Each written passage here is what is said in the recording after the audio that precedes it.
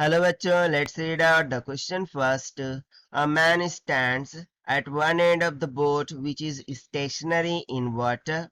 Neglect water resistance. The man now moves to other end of the boat again becomes stationary. So एक boat है, अब एक and पर man stand है और बोट पानी में स्टेशनरी है, ठीक है, वाटर में स्टेशनरी है। हमें निग्लेक्ट करना है वाटर रेजिस्टेंस को, और बोल रहा है कि जब मैन एक सिरे से दूसरे सिरे पर जाता है तो तब भी क्या होता है ना, जो बोट है वो स्टेशनरी ही रहती है ना। फर्दर बोल रहा है the centre of mass of the man plus boat, यानी कि हम सिस्टम बोल देंगे, will remain stationary with respect to water. So basically यहाँ पर centre of mass for the system वो क्या होगा, वो हमें यहाँ पर बताना है, ठीक है। तो चलिए स्टार्ट करते हैं हम सॉल्यूशन से, but before of it's let's talk about the key concept which we are going to use here for this question. So इसके लिए सिंपल सा कंसेप्ट हम क्या लगा देंगे, सेंटर ऑफ मास का। So centre of mass change कब होता है और कब चेंज नहीं होता, यह हमें पता होना चाहिए। तो देखिए सेंटर ऑफ मास कब चेंज होगा, जब कोई मूवमेंट लग रहा होगा। मूवमेंट लग रहा होगा यानी कि कोई फोर्स लग रहा होगा। सो बेसिकली उस फोर्स को हम क्या बोलते हैं, एक्सटर्नल फोर्स बोल देते हैं, right, external force.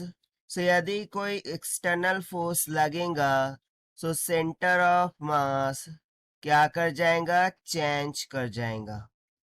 Do remember this things. And second thing, यदि उसमें सिर्फ और सिर्फ इंटरनल फोर्सेस लग रही होंगी, कोई भी एक्सटर्नल फोर्स नहीं लग रही है, सो उस टाइम पर जो सेंटर ऑफ मास है that will remains at rest.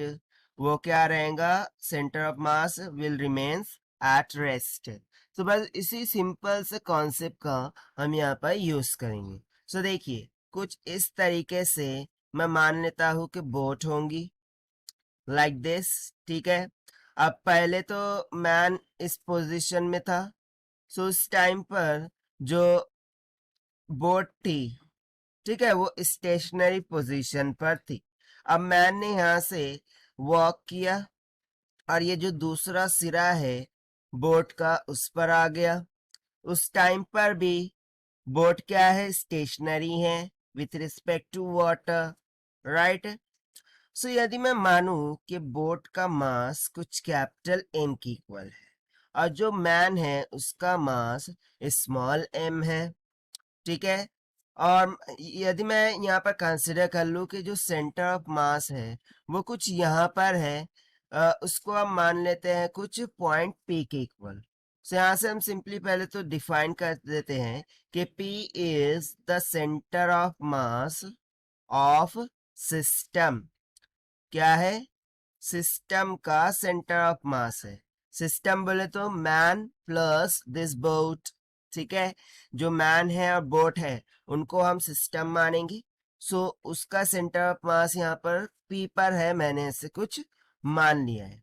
अब देखिए यहाँ पर हमें एक स्टेटमेंट गिवन थी, निग्लेक्ट वाटर रेजिस्टेंस।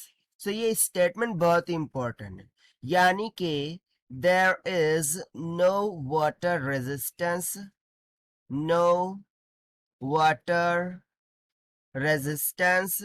सो इसका मीनिंग क्या है, इसका मीनिंग ये है कि वाटर के द्वारा इस पर कोई भी फोर्स नहीं लगेगी, यानी कि external forces will be equals to zero. और देखिए हमने कंसेप्ट में क्या लिखा था, यदि एक्सटर्नल फोर्सेस नहीं लग रही है तो सेंटर ऑफ मास चेंज नहीं होगा, it will remains at rest, क्योंकि उसमें सिर्फ क्या लग रही होंगी, इंटरनल फोर्सेस लग रही होंगी। सो यहाँ से हमारा सिंपली हम बोल सकते हैं कि जो P है, जो कि हमारा सेंटर ऑफ मास है for this system, okay, that will remains at rest. वो क्या रहेगा, रिमेन्स एट रेस्ट रहेगा। देखिए यही हो जाएगा हमारा आंसर फॉर दिस क्वेश्चन, क्योंकि यहाँ पर हर केसेस में, ठीक है, वो सेंटर ऑफ मास क्या रहेगा, रिमेन्स सेम एट रेस्ट। ऐसा क्यों हो रहा है, क्योंकि कोई भी एक्सटर्नल फोर्स नहीं लग रही है इस कारण से। सो सिंपली इसका आंसर क्या हो जाएगा, option A, that is in all cases will remain stationary with respect to water, क्योंकि सेंटर ऑफ मास रेस्ट पर है, सो उसमें कोई भी मूवमेंट होगी क्या, नहीं, it will remain stationary with respect to water. So this is the required solution which we have solved by using the concept of center mass. So this is the required solution. I hope you understood well. Best of luck. Thank you.